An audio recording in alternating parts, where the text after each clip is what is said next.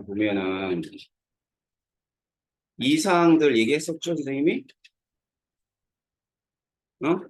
이거 다 외워야 돼. 알았지?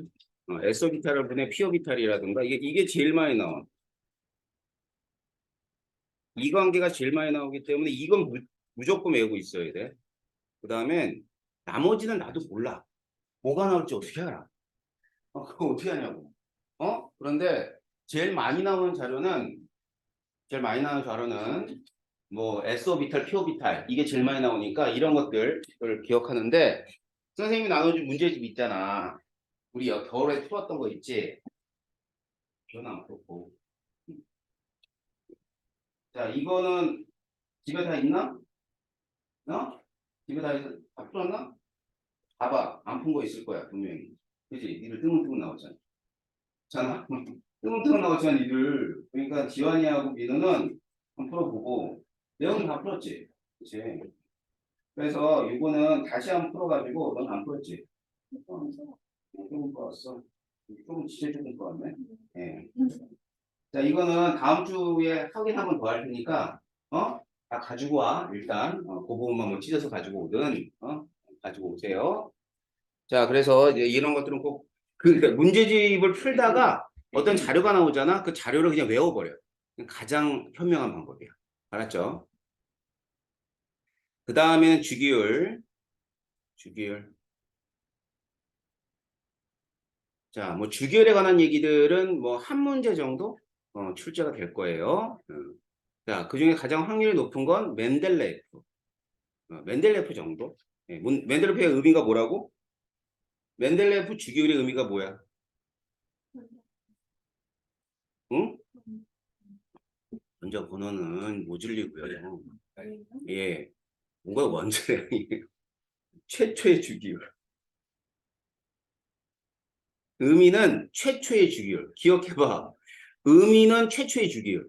알았지? 맨델레프는 최초의 주기율이다. 주기율의 최초는 맨델레프다. 알겠어요? 물론 유랭즈란 사람이 뭐 기티를 만들긴 했죠. 주기에 대한 기티를 만들긴 했지만 가장 중요한 사람은 맨델레프고 맨델레프는 최초의 주기율을 제안한 사람이라는 게 되게 중요합니다.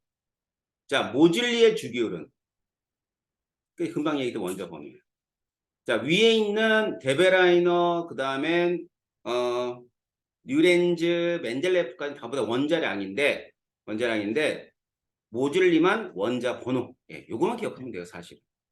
알겠어요? 그래서 현대 주기율의 기초는 누구다? 모질리다. 예, 한 문제 정도 출제되지 않을까라는 생각을 합니다. 역사이니까 알아는 두셔야 됩니다. 아셨죠? 자, 그래서 사람들이 이름이잖아. 그러니까 모르면 틀리는 거야, 그지? 베베라이너, 그 다음에 뉴렌즈, 그 다음에 맨델레프, 그 다음에 모질리. 이렇게 해서 여러분들 헷갈리지 않도록 한 문제 정도 출제해서 생각하고 외우셔야 돼요. 자, 그 다음에 주기율이에요. 자, 주기가 뭐고 족이 뭔지 여러분 우리 반에서는 모르는 사람이 없을 것 같고 뭐 나머지 기억할 거는 뭐 여기선 딱히 없습니다. 하지만 요 밑에서 이제 선생님 여기 보면은 전자 배치가 있어요. 이게 맨 마지막 전자를 표시한 거죠. 1s1, 1s2, 그 다음에 2s1, 2s2, 그 다음엔 EP1인데 P오비탈에 전자 6개 들어가니까 EP6까지 채워지는 거야. 그지? 그 다음에 3s1, 3s2, 그 다음 3p1에서부터 시작해서 3p6까지 채워지는 거죠. 그죠? 자, 그리고 나선 4s1, 4s2 이렇게 되고 3d인데 d 오비탈이 10개 채워지니까 이게 3d10이죠. 그 다음에 4p1에서 4p6. 자, 그래가지고 여기 이쪽 애들을 전부 다 뭐라고 하냐면 이걸 S블럭이라 그러고요. 이쪽을 P블럭이라 그러고 이게 D블럭이라 그래요. 알았지? 자, 그렇듯이 이 주기율표 자체는 뭐와 관련이 깊냐 하면 전자 배치와 관련이 깊습니다. 알겠죠? 자, 그래가지고 전자 배치를 보면 자, 뭐 이렇게 나와 있어. 예를 들면 어떤 A라는 원소가 1s2, 2s2, 2p2라 나왔어요. 자, 그거 보고 몇 족이 몇 족? 2족이 14족이라는 거 바로 알아야 되겠죠. 알았죠? 2족이 14족이에요. 자, 뭐 B 같은 경우는 1s2, 2s2, 2p6에 32가 나와 있어요. 자, 그럼 얘는 몇 주기 몇 족? 3주기 2족이다라는 거 알고 자, 이 임의의 원소 기호가 어떤 원소인지를 파악한 다음 문제를 풀기 시작해야 되겠죠. 알겠어요? 자, 그래서 주기호를 제대로 외우는 거, 뭘 제대로 외우는 거냐면 예를 들어서 지환이 16번, 16번, 자, 레오 3주기 2족 보면 안 되잖아. 눈을 어디서 돌려. 자, 소윤이 17번, 소윤이 8번, 소윤이 9번, 12번, 13번, 5번. 자, 이렇듯이 원소가 바로바로 튀어나와야 돼. 알았어요? 그걸 외웠다 하는 거지 순서대로 외우는 건 별 의미 없습니다. 아셨죠? 자, 이렇게 해서 주기율을 갖다 20번까지 외우라는 거, 뭐 학교에서도 외우라 그러잖아. 그지? 근데 주기율표를 볼 때는 주기율표와 전자배치가 같이 매칭이 돼야 돼. 자, 그 다음엔 금속, 비금속. 자, 여러분이 구분해야 되는 건, 자, 중금속도 있어요. 자, 보세요. 여기 있는 데들이 중금속이야. 그럼 가운데가 중금속이라는 정도 알면 되는데, 뭐 중금속의 성질은 금속과 비금속의 성질을 모두 가지고 있는 거죠. 알았어요? 뭐 이 중금속에 대해서 자세히 설명하지는 않을 겁니다. 화학 선생님들이. 어느 정도 위치하고 있다는 것 정도만 알면 돼. 알았지? 왜냐하면 중금속이 분명히 구분이 돼 있으니까. 하지만 가장 중요한 건 금속과 비금속에 대한 얘기입니다. 알았죠? 예, 그 다음에 여기 비금속이지? 수소는 비금속. 자, 그러면 금속과 비금속의 물리화학적 성질들을 선생님이 쭉 나열해 준 건데 물리적 성질은 뭐 이렇게 돼요. 광택이 없고 있고 전기 조원성이 좋고 나쁘고 이렇게 됩니다. 멜팅 포인트와 볼링 포인트가 높아서 금속들은 대부분이 고체예요. 예외는 뭐가 있죠? 순, 그죠? 그러면 이제 보기에서 모두 고체이다 이런 건 틀린 거야. 알았어? 장난들 많이 치니까. 그 다음 봅시다. 분자성 물질이 있어요. 그러니까 비금속은 전부 다 분자성 물질이라 보면 되는데 뭐 아닌 애가 있긴 하죠. 뭐 있냐면 탄소나 규소는 분자성이 아니야. 알았지? 탄소나 규소는 분자성이 아니다. 탄소하고 규소는 원자 결정으로 되어 있어. 알았죠? 이제 참고로 알아두세요. 원자 결정을 이루는 것은 탄소, 규소, 실리콘이라고 그러죠. 이거 탄소는 포도원소 물질이 흑연이야. 알겠지? 흑연. 자, 이게 원자 결정입니다. 자, 나머지는 싹 다 분자성 물질이야. 그래서 봅시다. 산소 다음에 질소고, 질소 다음에 산소고, 그 다음에 플로린이 이렇게 돼 있고요. 네온이 이렇게 돼 있어요.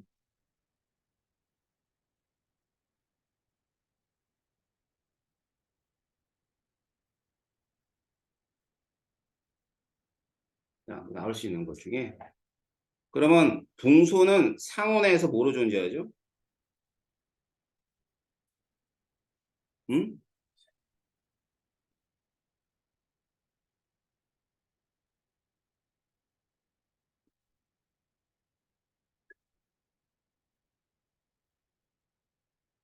붕소는 고체로 존재해. 그렇죠.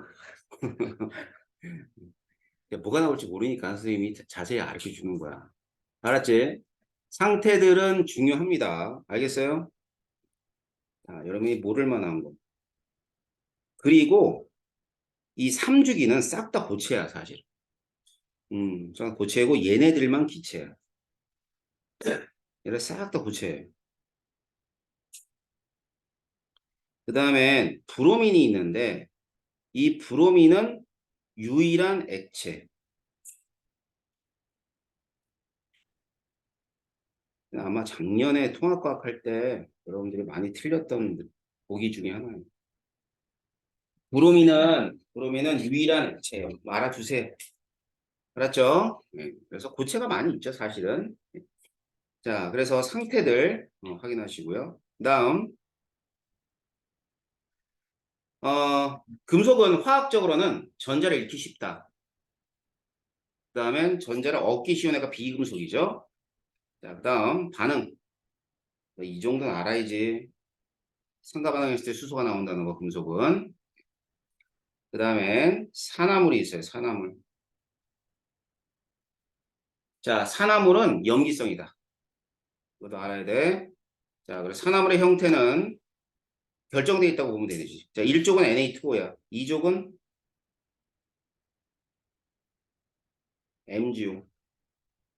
알았죠? 2족은 MgO. 자, 그래서 뭐 나올 수 있는 산화물은 Na2O나 MgO 둘 중에 하나가 나올 거예요. 가장 많이 나오니까. 자, 그 다음에는 비금속 산화물. 비금속 산화물은 산성을 띱니다. 그래서 이산화탄소가 대표적인 비금속 산화물인데 얘하고 물하고 만나서 H2CO3가 되니까 얘 같은 경우는 탄산이잖아. 그지? 그래서 얘를 산성 산화물이라 그래. 자, 금속 산화물은 염기성 산화물, 비금속 산화물은 산성 산화물. 알겠죠? 그러니까 그런 것들로 금속과 비금속을 구분을 한다라고 보시면 돼. 뭔지 아셨죠? 어, 화학 선생님 너무 의욕이 넘치면 또 수소화물도 나올 수가 있어요. 의욕이 넘치면. 수소화물은 뭐냐면 금속 수소화물은 이런 애들이야. NaH. 이게 금속 수소화물. 근데 이 금속 수소화물은 염기성이에요. 산화물이 염기성이듯이 금속 수소화물이 염기성이에요. 그래가지고 이게 H2하고 만나면은 NaOH가 되면서 이렇게 H2를 내는. 그래가지고 얘를 이제 염기성이 되는 건데, 근데 이제 비금속 중에 이제 할로제나 수소 같은 경우, HF, HCl, 기타 등등. 이건 뭐 산이라는 거 알겠죠? 그래서 비금속 수소화물들 중에 17쪽의 수소화물은 산으로 쓰이는 거고, 그 다음에 금속 수소화물들은 또 염기성을 만드는 물질입니다. 알았어요? 네. 그래서 수소화물, 산화물. 근데 산화물이 제일 많이 물어봐. 그러니까 그거만 그래도 확인하시면 될 거예요. 자, 좀 주기성 한번 봅시다. 주기성. 자, 주기성은 유액전화, 원자반지름, 이온의 에너지까지가 주기성이야. 음성도는 뭐 이건 3단원이니까 3단원이니까 여러분들 지금 2단원에서 신경 쓸 필요는 없어요. 자, 하지만 이제 뭐 저는 이것도 뭐 주기성이기 때문에 알려드리는 거고. 자, 하지만 여기까지가 시험 범위입니다. 이온의 에너지까지. 자, 그렇게 되면 이러한 주기성에 영향을 주는 요인이자 주기성 중에 하나인 유액전화가 어떤 거냐면 유액전화는 자, 이게 플러스 11이고요. 얘가 마이너스 1이에요. 그럼 마이너스 1을 플러스 11에 잡아당기니까 이 힘을 정정기적 인력이라 그래요. 자, 그럼 정정기적 인력이 있는데 그럼 정정기적 인력에 전자와 원자핵의 상대적인 값을 써보면 마이너스 1이 전하량이고요. 플러스 11이 전하량이 됩니다. 그죠? 그런데 실제로 이 전자가 느끼는 전하는 그보다 작죠. 그죠? 이걸 유효핵전하라 그래요. 그래서 이 유효핵전하는 자, 안쪽에 있는 전자에 의해서 반발을 받게 되고 그 반발에 의해서 전자가 느끼는 핵전하가 감소하는 현상이죠. 그죠? 자, 그런데 안쪽 전자뿐만 아니라 같은 껍질에 있는 전자들도 영향을 주기는 합니다. 알겠어요? 하지만 안쪽 껍질이 더 많이 영향을 주는 거죠. 자, 그렇다고 해서 안쪽 전자 하나가 원자핵의 전하량 플러스 1을 방해를 하지 못해. 알았지? 많이 방해해봐야 0.8 정도 방해해, 전자 하나. 알았어요? 자, 그런 게 이제 뭐냐면 그렇게 방해를 하는 게 가리움 효과라는 뜻이에요. 그렇다면 전자가 한 개밖에 없을 때는 가리움 효과를 받아 못 받아? 못 받아요. 그게 뭐예요? 수소예요. 그럼 수소 같은 경우는 유액전하가 얼마야? 그냥 플러스 1이야. 알았죠? 그럼 수소를 제외한 나머지 애들은 전부 다 갖는다고 생각하시면 돼요. 그래서 가림 효과는 안쪽 껍질이 더 많은 영향을 준다. 그래서 유효 핵전하를 식으로 쓰면 핵전하에서 가리움 효과를 빼주는 값이에요. 아까 선생님이 얘기했던 거 기억해. 안쪽 전자가 10개 있으면 원자 핵을 10만큼 가리진 않는다는 거. 알았죠? 자, 그럼 봅시다. 같은 주기에서는 유핵전하는 자, 같은 주 원자 번호가 증가하면 원자 번호가 증가하면 핵의 전환이 증가하죠. 안쪽 전자는 그대로인데 바깥에 있는 전자들만 늘어나. 그지? 그러니까 가리움 효과는 거의 일정한 거야. 자, 그러면 얘는 증가하는데 얘가 일정하기 때문에 유핵전환은 증가한다고 보시면 돼요. 같은 주기에서. 같은 족에서는 같은 족은 이제 사실은 원자 번호가 많이 증가하죠. 8, 18 이렇게 증가해요. 그러면 안쪽 전자도 증가해 안 증가해? 계속 증가하죠. 계속 증가합니다. 자, 하지만 아까 그 뭐라 그랬지? 자, 껍질이 증가하면서 원자에게 전환이 증가하지만 또한 안쪽 전자도 증가하지만 걔가 8개 안쪽 전자가 증가한다고 원자 핵에 있는 전하량은 8만큼을 감소시키지는 않는다 그랬죠. 그러니까 얘도 증가하고 얘도 증가하는데 이게 더 큰 거야. 같은 족은 이렇게 돼요. 알겠죠? 자, 그래서 같은 족에서 원자 번호가 증가하면 유액전은 증가한다. 그런데 우리가 지금 배우는 모든 유액전하는 사실은 원자과 전자에 대한 유액전하예요. 원자과 전자라는 얘기는 맨 마지막 오비탈을 뜻하는 거야. 맨 마지막 껍질에 있는 거. 그래서 자, 이 표가 이제 유액전하 표예요. 쫄지 말고 외우라는 소리 안 해. 확인만 해봐. 자, 이게 지금 우리가 배우는 유액전하의 주기성이에요. 이게 맨 마지막 숫자들. 알았지? 그러니까 맨 마지막 숫자는 맨 마지막 오비탈에 가해지는 유액전하예요.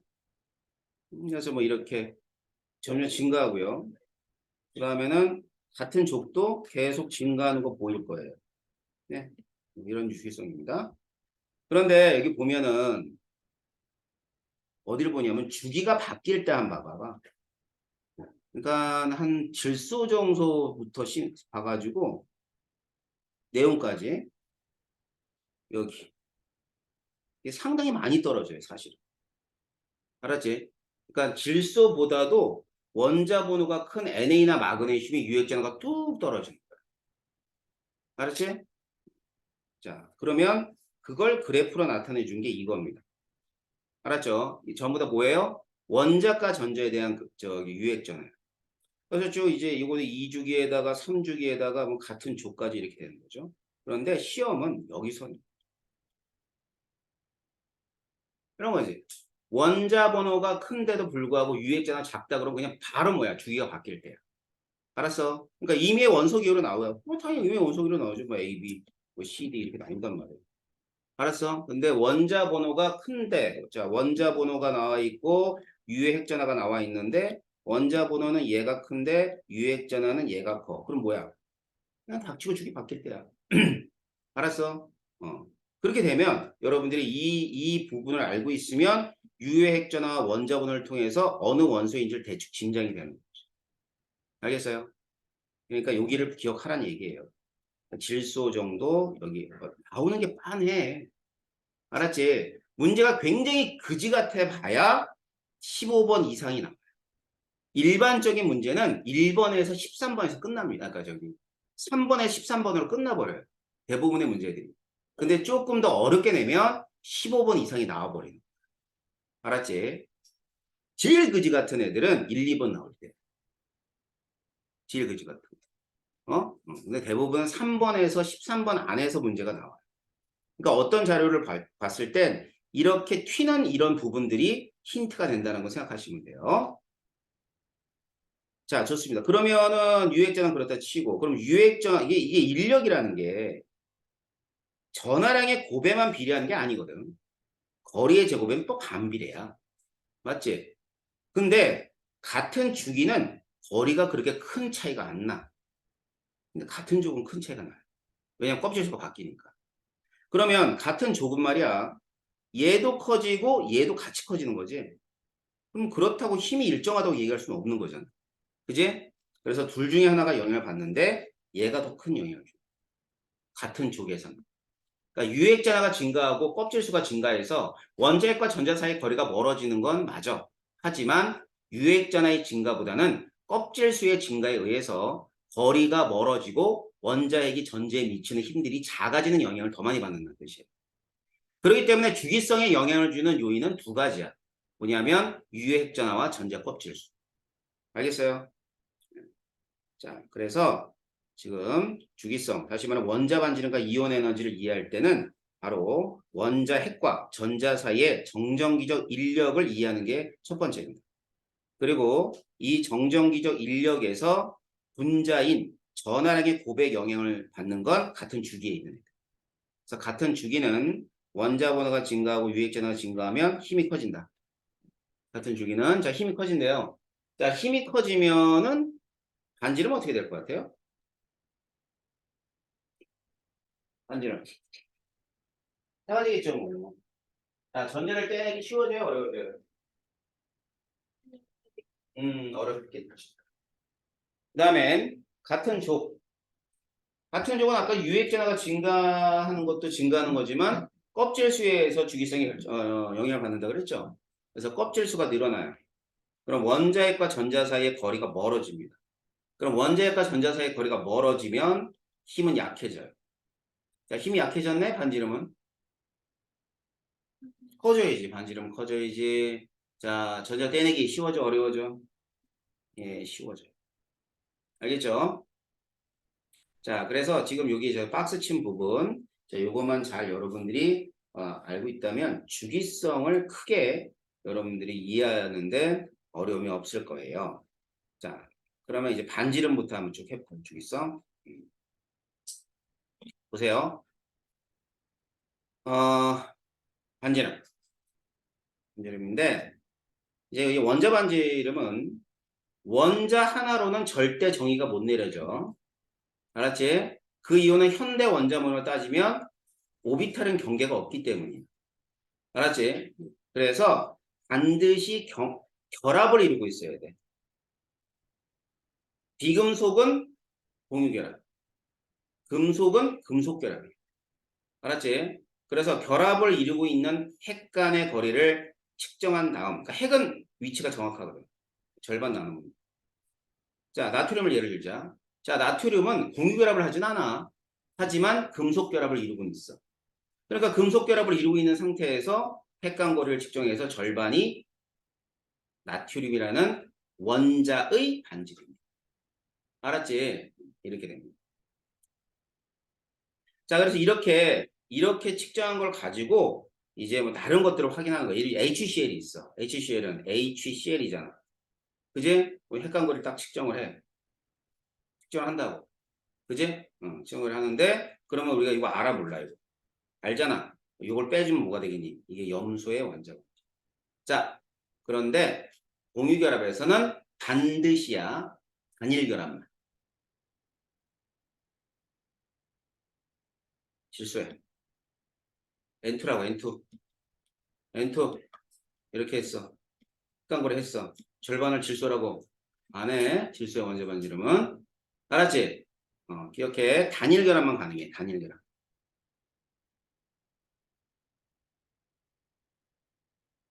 그럼 질소는 어떻게 하냐면 뭐 예를 들면 질소의 원자 반지름 측정할 때 뭐를 갖다 이용하면 될까?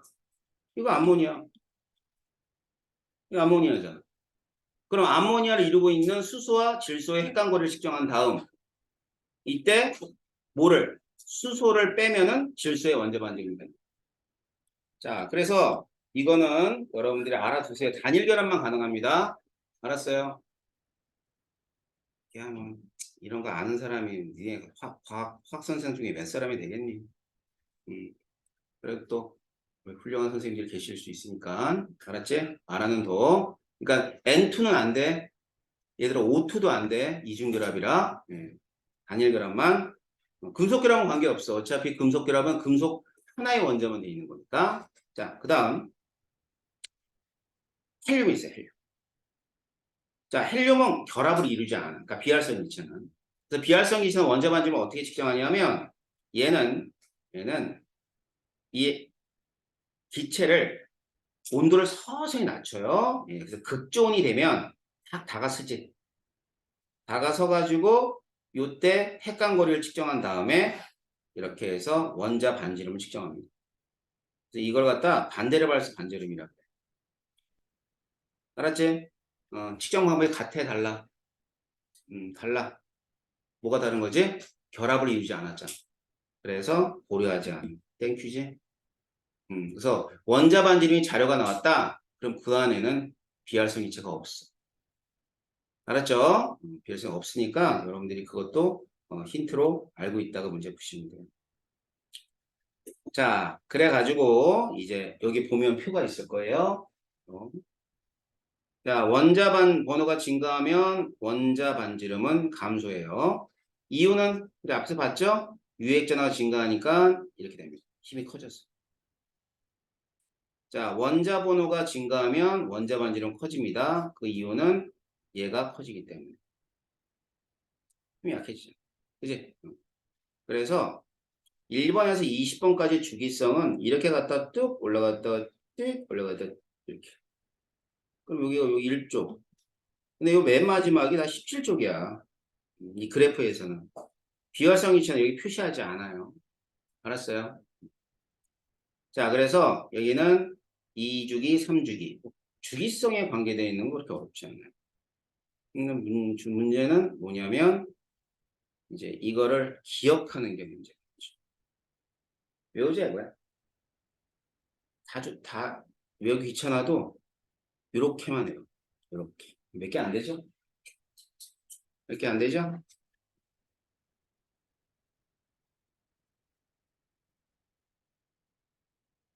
자, 그래서 지금 외워요. 저 숫자를요? 네, 그 숫자를 외워. 봐. 날 봐, 날. 응? 세윤이 질서. 있어요. 70. 민우인. 네. 인. 110. 지환이 나트륨. 수lượng 182, 186. 레오. 플로린. 70. 민우. 네. 동소. 80. 수윤이 마그네슘. 143. 아닐걸? 틀렸네. 참나. 레오 규소. 오, 그래서 100인가? 7인. 옆에 110 있는데 106이라 그러면 되니 안 되니? 116이라 했어요. 아, 116. 그래. 116 괜찮아. 거기까지. 지환이 염소.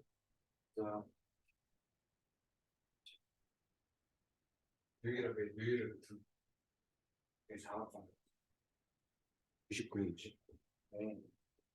유일을 내가 이거 왜 그래 그러면 원자 반지름이 자료로 나오지. 대부분이 상대값이다. 그런데 봐봐. 얘네들이 나오고 얘네들 나올 때는 막대 그래프를 절반을 표시해. 무슨 말인지 알아? 몰라? 야, 얘네들이 70몇이고 얘네들이 186이 160이잖아. 그럼 상대값을 표시할 때 얘가 A라고 표시하면 원자 반지름이 이렇게 절반으로 나온다고. 막대 그래프가. 막대 그래프가 뭔 뜻인지는 알지? 알았어? 막대 그래프가 제일 많이 나오니까 그래. 그러면 얘들은 주기가 좀 바뀌는데 2배 정도 차이가 나는 건 주기가 바뀔 때구나. 요 정도만 알아도 굉장한 거야. 이해되나? 무슨 말인지 알겠어? 같은 주기일 경우에는 봐봐. 같은 주기야. 2주기 원소야 그랬잖아. 그런데 반지름이 절반 차이나. 그러면 얘 앞쪽 금속이고 뒤에 비금속이야. 비금속이 쪼르륵 나오진 않아. 비금속들의 반지름의 차이는 얼마 안 난단 말이야. 금속과 비금속이 많이 나는 거야. 알았니? 그러니까 이 값을 알고 있으면 경우의 수가 줄어드는 거야. 알았어? 그럼 경우의 수가 주는 건 문제 풀 때 시간이 단축되는 거고 고민할 시간이 사라지는 건 여러분한테 유리한 거 아니에요? 맞죠? 뭐 어렵다고 안 해. 외우면 되지. 알았지?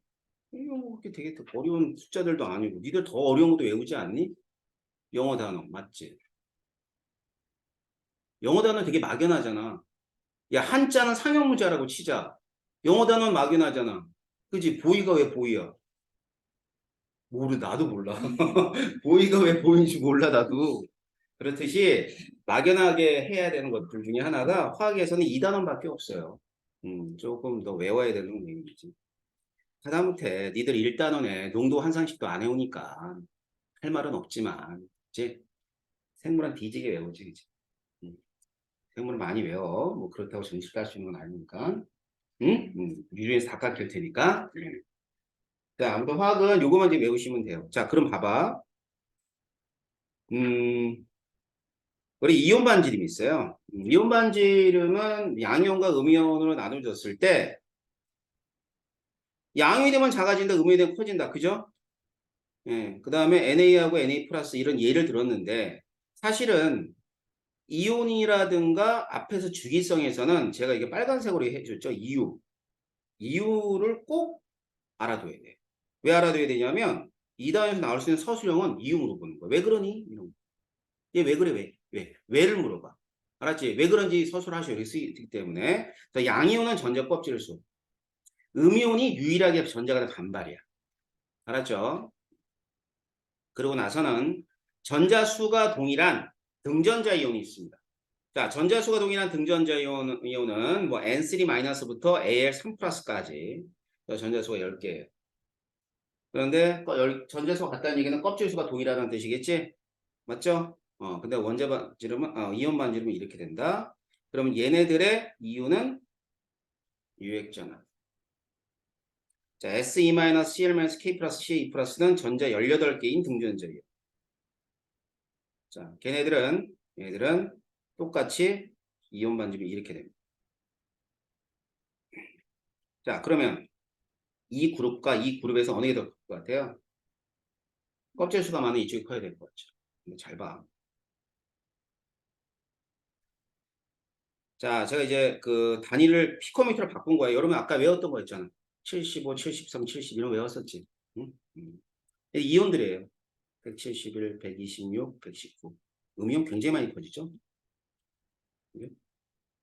116, 85, 68. 자, 여기까지 등전자 이온이야. 그지? 자, 그럼 그러고 나선 여기도 이제 다른 애들, 껍질수 많은 애들. 170이지. 근데 아까지 얘네들이 더 크다 그러지 않았어요? 근데 사실 큰 애가 여기 또 있네. 171.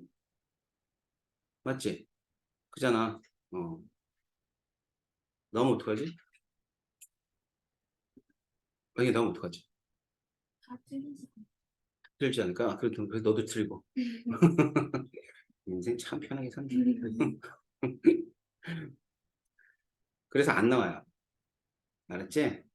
안 나와. 걱정은 하지 않은데, 그 걱정하는 사람들은 외우면 되고. 알았어. 그러니까, 껍질수 3개짜리의 이온하고 껍질 2개짜리 이온이 나와도, 그러니까 이렇게 나와요. 이런 애들 나와요. 다 작잖아. 맞지? 그럼 이거 114 작은데요? 그래서 안 나와. 알았어? 안 나온다 그러니까. 그러니까 등전자 이온이 2가지가 나온다 했을 때 가장 많이 나오는 게 이렇게들 하고요. 이렇게까지 나와요. 칼슘까지는 잘 안 나와. 이해돼? 그래야지만 뭘 물어봐. 껍질 수가 클 때 이온 반지름이 크다는 걸 물어볼 수 있기 때문이야. 알았지? 뭐 선생님 원하는 건 이온 반지름 좀 외웠으면 하지만 이것까지 무리하게 요구하지는 않아. 이게 무리한 것도 아닌데. 옛날에 피트 가르칠 때 다 외우라 그러는데. 아무튼 확인만 좀 해보세요. 알았죠? 그러니까 원자 반지름 정도만 기억하고 있어도 뭐 땡큐한 거니까. 예. 자, 그래서 이제 나올 수 있는 경우는 이런 애들이 나올 수 있다라는 걸 알아두시면 돼요. 근데 이제 요 숫자를 외우면 좀 답답함이 없어져요. 알았지? 그러니까 F가 75잖아. 그러니까 질소가 75잖아. 이온은 171이야. 이 정도 기억하고 있으면 쌍으로 기억하고 있으면 오히려 좀 도움이 되죠. 알았죠? 그래서 시험을 좀 잘 보고 싶다. 나는 완벽하게 뭔가를 2단원을 해서 내가 다 맞고 싶다. 이런 사람은 외우시면 되고. 아닌 사람, 뭐, 소희처럼, 뭐, 넘들 틀린다, 나도 틀리죠. 뭐, 그런 사람 안 외우셔도 되고요. It's up to you guys. 응? 자, 넘어간다. 요 그림은 그냥, 많이 나오는 그림이에요. 만약에 설명을 해주면 이게 전체적인 다 내용이야. 이렇게가 원자 반지름이고, 이렇게가 이온 반지름. 그래서 이온하고 원자 이렇게 있는데, 가장 난이도가 낮은 문제 유형이죠. 그래가지고 이렇게 그래프를 주어지고 얘가 뭐니 이렇게 주어져요. 그러면 얘가 원자, 얘가 이온입니다. 그래서 음이온이 형성되고 얘 양이온이 형성되니까 이쪽은 비금속, 이쪽 금속. 그럼 뭐가 바뀌어요? 주기가 바뀌죠? 그러니까 훅 하고 커지는 거예요. 훅 하고 커지는 이유는 당연히 껍질수 때문에. 근데 지금 그래프를 보게 되면 원자 분화가 증가하면 다 감소하는 경우가 이 세 가지 경우예요. 그죠? 그래서 원자 분화가 증가하는데 감소하는 경우는 어느 경우냐면 유액전화가 증가하는 경우. 알겠지? 이렇게 보시면 돼요. 자, 필기 부분은 제가 카페에 올려놓는다 그랬어요. 그러니까 여러분 너무 걱정하지 말고 카페에 올라가 있는 거 가지고 필기 좀 하시면 돼요. 알았죠? 오늘까지 이거 주기성 끝내야 돼. 그래 여러분들 문제 풀기 때문에 지금 빠르게 나가는 거예요. 자, 필기는 올려놓을 테니까 공부하는 사람들은 그 다운로드 받아가지고 필기 한번 해가면서 정리하시면 될 겁니다. 예, 넘어갈게요. 자, 이온 에너지. 자, 이온에는 정의서부터 의미까지.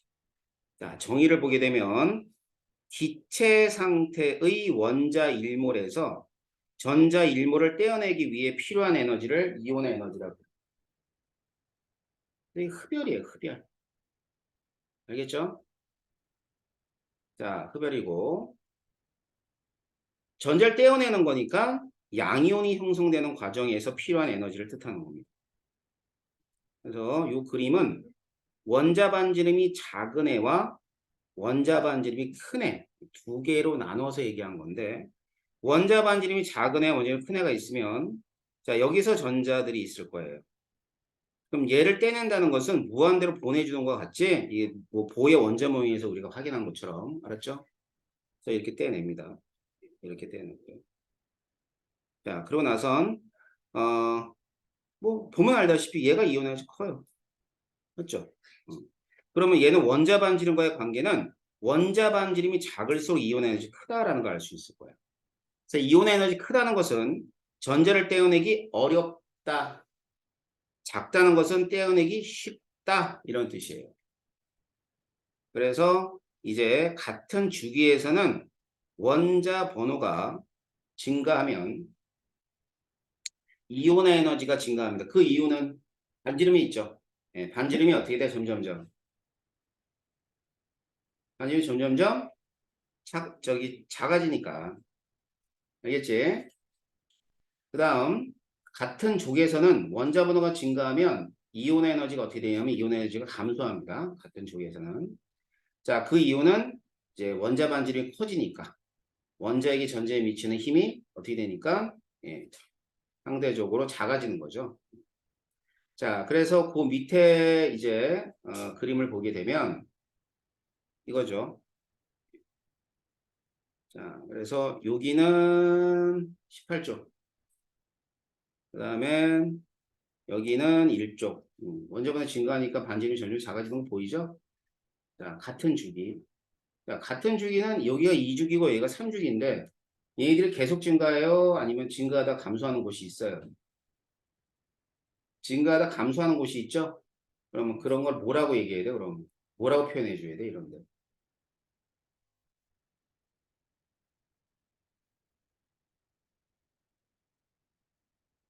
아주 치사하게는 아주 치사하게는 이온화 에너지는 같은 주기에서 원자번호 증가하면 증가한다를 틀린 보기를 하는 경우도 있어요. 틀렸잖아. 맞지? 왜 틀렸어? 감소하는 데도 있으니까. 알았어요? 뭐 내신에서 이런 데서 막 나가면 되게 억울해. 자, 뭐라 그랬어 내가? 예. 대체로 증가. 대체로. 대체로 증가한다. 기억해놔. 뭐라고? 대체로 증가한다. 자, 그럼 대체로 증가한다는 얘기는 보는 것처럼 증가하다 감소하고 증가하다 감소하는 것이 생긴다는 얘기인데 1죽이나 2죽이나 3죽이나 동일하게 2족에서 13족으로. 자, 그러니까 2족에서 13족, 15족에서 16족으로. 그지? 이유는 뭐야? 자, 2족 13족의 이유는 뭐예요? 오비들 바뀌어서 그럼 무조건 틀려. 알았어? 야, 그렇게 쓰면 안 되지. 자, 보자. 이거 무조건 나오는 거야. 100% 나와, 100%. 낼 게 이거밖에 없어. 주기성, 특히 이온 에너지에서는. 이유, 소수라라고. 얼마나 좋니, 소수라기가. 자, 베릴륨하고 붕소를 예를 들었는데, 붕소가 작아요. 이거 떨어뜨려낼 때. 그 이유는 이 전자에 영향을 주는 전자들, 다시 말하면 가리목가죠. 가리목가가 이 전자보단 작아. 다시 말하면 이 전자가 큰 거지. 가리목가를 많이 받는 거지. 그럼 가리목가를 많이 받으니까 결과적으로 에너지 주기는 높아져. 그럼 에너지 주기가 높아지면 불안정하니까 떼내기 쉬워지는 거야. 그럼 뭐뭐 어떤 단어들이 들어가야 돼? 가리움 효과, 그 다음에 에너지 준위. 이 두 단어가 들어가야지만 완벽한 답안이야. 알았어? 자, 그래서 2의 오비텔의 전자분 쭉 나와 있어요. 그죠? 많이 받아서 에너지 준위가 높아져서 떼내기 쉬워진다. 이런 식으로 서술을 하시면 돼요. 다음, 이 15에서 16쪽 갈 때. 이전자하고 이전자 떼어내는데 이전자가 더 쉽다는 뜻이에요. 맞죠? 자, 그 이유는 전자가나 반발. 그러니까 이 전자가 반발이 딱 들어가야지. 전자가 반발 때문에 떼어내기 쉽다. 알았어요? 그래서 이 이유들 반드시 기억해. 무조건 나온다고 해도 과언은 아니에요. 이거. 아셨죠? 다음, 이 그래프가 중요해요.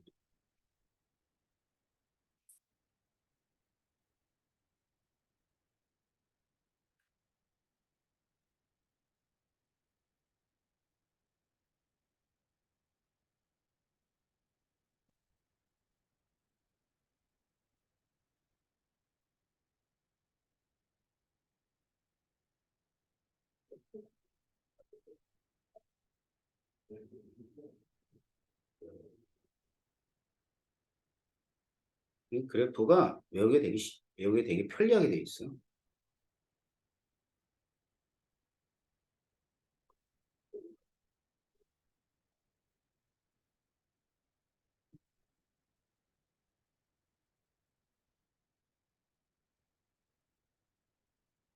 이 500을 딱딱 끊어져 있다.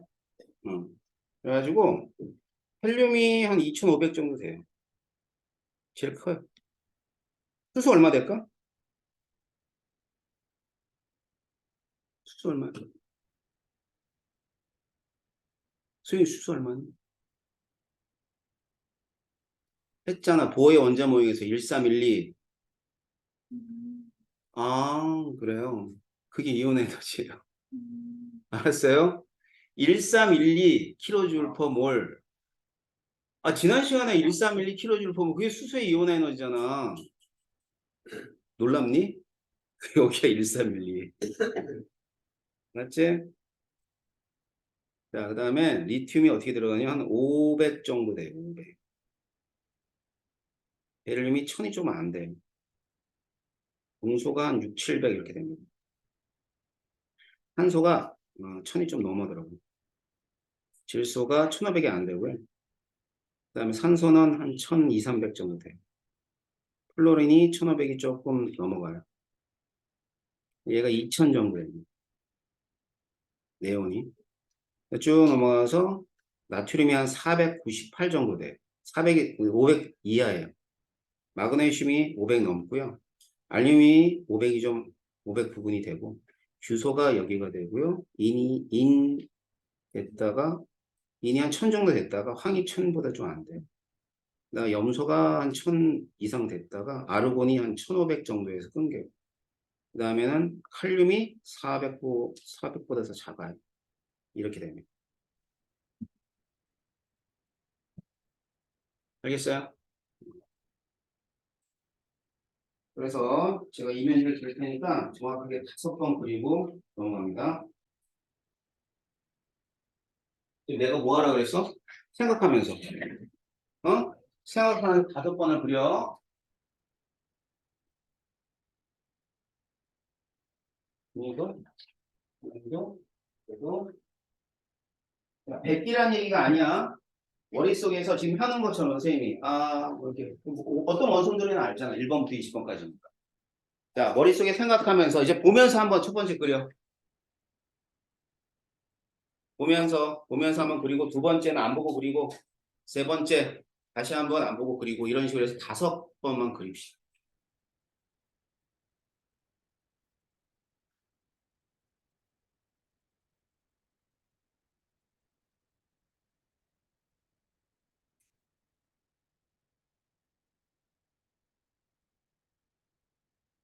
이 문제를 푸는데 팁을 받도록 하세요. 뭐 기억할 수는 없어. 숫자들이 다 복잡하니까. 대략적인 값만 알고 있어도 도움이 돼요. 뭐 예를 들어서 뭐 인이라든가 황 같은 거 나오면 이온의 에너지 1000이 나오죠. 알았지? 딱 1000으로 떨어지는 애들이 좀 있어. 그런 애들은 인황이었는데 이렇게 알고 있으면은 문제 푸는데 힌트로 작용할 수 있죠. 그래서 제가 한번 그려보라는 거였어요. 나중에 여러분들 이제 시험 대비할 때는 좀 더 디테일하게 기억하시는 게 좋을 것 같고요. 순차적 이온 에너지 사라졌네. 자, 순차적 이온 에너지는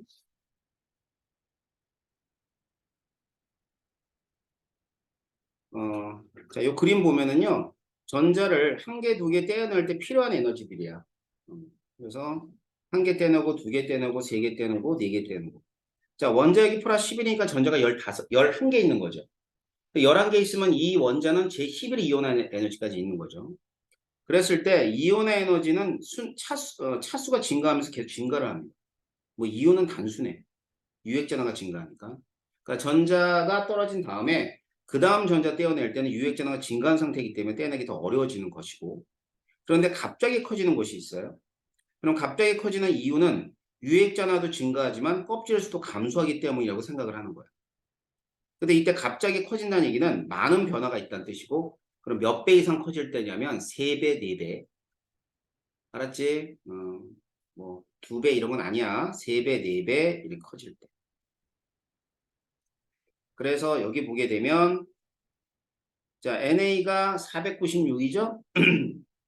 이거는 5, 6배. 그러면 마지막 껍질에 전자 하나 있고.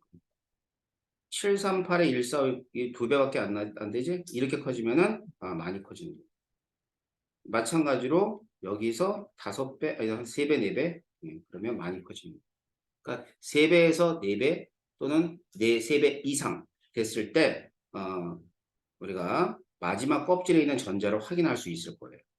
그래서 이 마지막 껍질에 있는 전자를 이제 뭐라 그러냐면 원자가 전자라고 그러죠. 그래서 원자가 전자 또는 족을 확인할 때 쓰이는 게 순차적 이온의 에너지.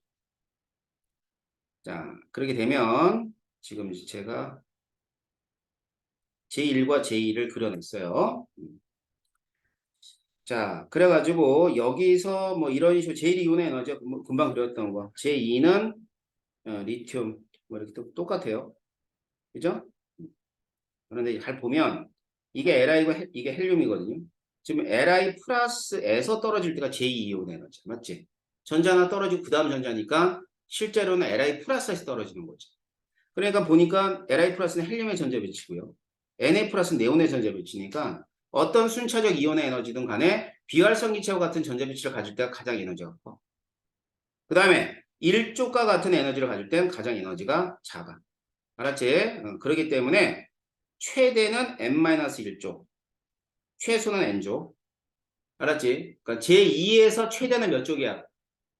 1족. 최소는 2족. 자, 제3에서 최대는 제3에서 최대는 2족. 그 다음에 최소는 13족. 3까지 나와, 제3. 알았지? 그 다음, 3까지 나오니까 여러분 이제 집에서 공부할 때 제3도 한번 그려봐. 여기다 그리면 돼, 위에다가. 뭐, 동소. 그 다음엔 탄소. 그지?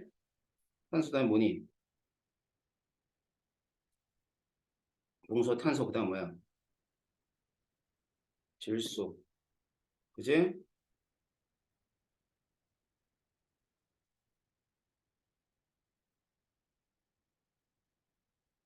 이렇게 되는 거죠. 이게 제3이죠. 알겠죠? 그래서 여기서는 동소, 탄소, 질소, 산소, 플로린, 여기는 Na, 네온, 그 다음에 여기 Na, 그 다음 마그네슘 이렇게 되겠죠. 그러니까 이게 제3이온의 에너지.